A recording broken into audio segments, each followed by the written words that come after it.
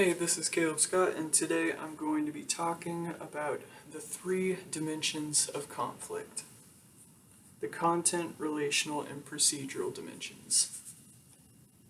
So, as humans, we're social creatures. That comes with an inherent desire to want to socialize and form relationships with other humans. During the course of these pursuits, conflict is inevitable.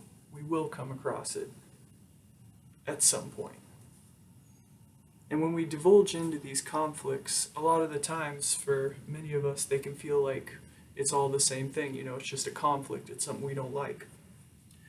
But it can go deeper than this. Our book, Interpersonal Communication by Corey Floyd, on chapter 11, page 387, states that we can say many conflicts have at least three different dimensions, and those are the content, relational, and procedural dimensions. So the content dimension is the dimension of conflict that's going to focus on a specific topic. The relational dimension is the dimension of conflict that's going to focus on the implications on the relationship of the conflict.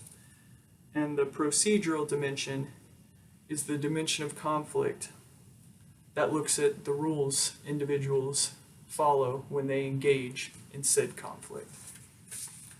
So to expand on these, the content dimension, a good example of this would be say you have a parent and a child, and the parent's been smoking cigarettes pretty much their whole life, but they start to face negative health consequences as a result. So the child gets the parent to promise to stop smoking cigarettes. The content dimension of this argument would be focusing on the what's causing the argument itself, so the topic, the cigarette smoking. That would be the content dimension. An example of the relational dimension, which looks at how conflict relates to a relationship, using the previous example with the parent and child and the cigarette smoking issue, it would be the worry of the child or the parent that this conflict is going to affect their relationship.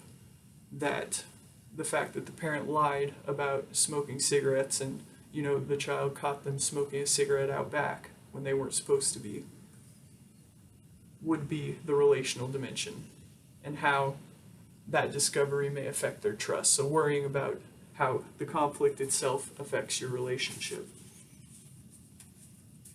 The procedural dimension focuses on the rules that people use while they're engaging in conflict.